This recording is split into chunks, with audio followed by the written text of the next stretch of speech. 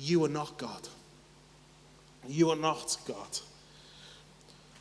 Verse 17 says, as for me, I am poor and needy, but the Lord takes thought for me. You are my help and my deliverer. Do not delay, oh my God. We are not God. You are not God. I am not God. You might be sat there thinking, well, duh. Obviously, Johnny, that you're not God. I mean, look at you. You can't even stand up in the heat. Like if I took my hat off, there would be a waterfall right now. It's clear that I'm not God. Of sweat, it's gross. It's clear that I'm not God.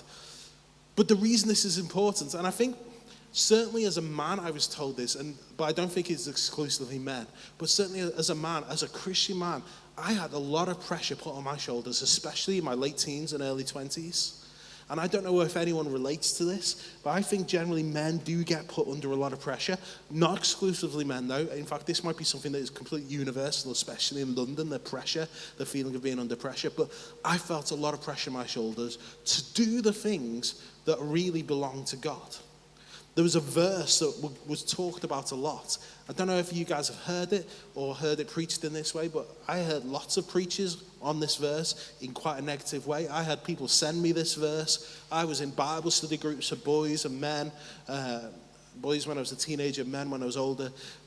And we talked about this verse and we used it completely out of context. But you may or may not have heard of this, but 1 Timothy 5 verse 8 says, if anyone does not provide for his relatives, and especially for members of his household, he has denied the faith and is worse than an unbeliever. And so I'd be in men's Bible studies being told, if you don't provide, you have denied the faith. If you're not a provider, if you're not responsible for your family, you're worse than an unbeliever. And an unbeliever, someone who denies the faith, they're not covered by Jesus' blood when it comes to judgment, and they face the full wrath of God. If you don't care for your family, if you don't provide, you're worse than an unbeliever. That puts a lot of pressure on you. That puts a lot of pressure. I'm not going to ask you to put your hand up if you felt that, but I certainly felt that. In fact, genuinely, it was so put upon me when I was in my early 20s. I still carry that weight right now. This sense that I have to be the one who provides. I have to provide. I have to protect my family with my blunt kitchen knife. I have to do this. And if I don't, I'm worse than an unbeliever. The context for the verse, it's completely taken out of context. The context of the verse was Paul was writing to Timothy, who was leading a church in Ephesus, and people in 2,000 years ago, women weren't allowed to really work or have a source of income.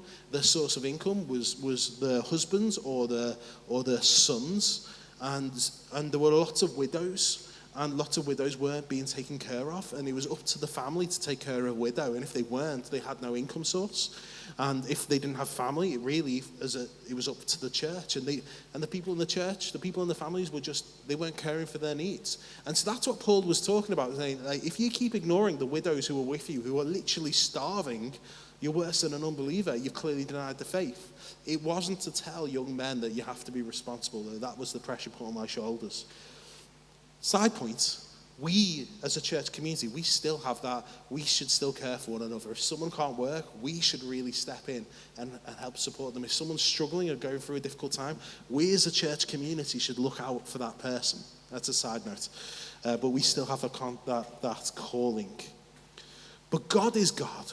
We are not God. So when David went to fight Goliath, right? Shepherd boy David was fighting Goliath. David didn't beat Goliath. God defeated Goliath through David. Do you see the difference? David, this little shepherd boy who didn't even have a sword, didn't defeat the Philistine warrior champion. God defeated the Philistine warrior champion through David. David had to step up and say, okay, God, I'll go. But it was God who had the victory through David. We still have to work. Working is important. But it is God who is our provider. God provides through us. We still have to work, but God provides through us. It is God who is our provider. And if we start taking it upon ourselves that we're our provider, we're putting ourselves in the place of God. We're taking his place, but we're not God. God is God. Same with, he's our protector too. There's a great story which I think of about sometimes when I'm thinking back to that time I was sat in the kitchen with the blunt knife from 2 Kings. And It's chapter 6, 17 to 20. But Elisha, the prophet, is in a city, and the city becomes surrounded by enemy soldiers. And Elisha's servant runs in to tell him, like, we're surrounded, we're going to die. Like, he's proper terrified. And Elisha, well, this is what Elisha does. Let me read this to you. It says, Elisha prayed, open his eyes, Lord, so that he may see.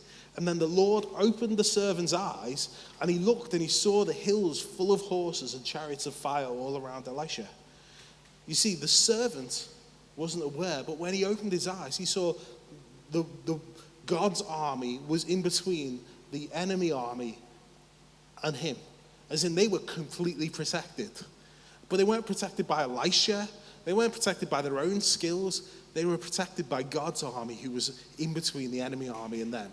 He was totally protected. He just couldn't see it. When I was in that apartment, in that kitchen, scared that people were going to come up into our apartment, and it was scary, guys. People were aggressive. There had already been gunshots. It wasn't a nice situation at all. And I was there with my blunt kitchen knife. Do you know how many people climbed up that ladder? None. Now, if you think about it, people had run into the backyard to escape what was going on.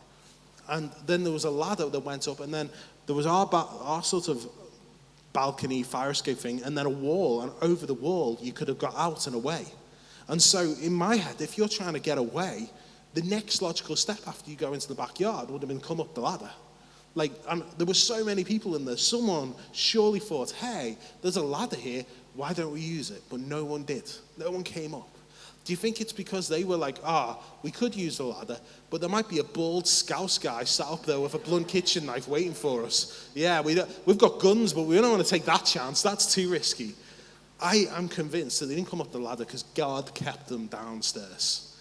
It was God who protected me. I would protect my family, and the blunt knife was a stupid idea, by the way, but I would have done everything I could to protect my family. But really, it was God who is our protector. God is our provider. God is God. And when we're in that difficult situation, when we're in the valley, we can try and hold everything together ourselves and try and take God's role and his responsibility upon our own shoulders.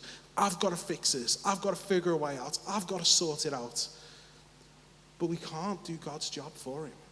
We have to let God be God. We have to let God be God. Again, I think for men, but I think probably for everyone, but I really feel I should say what that looks like, guys, is if you're in a really bad place, it's getting help. God gave people the ability to become doctors. God gave people the ability to create medicine. It isn't wrong to use it. In fact, it's the right thing to do.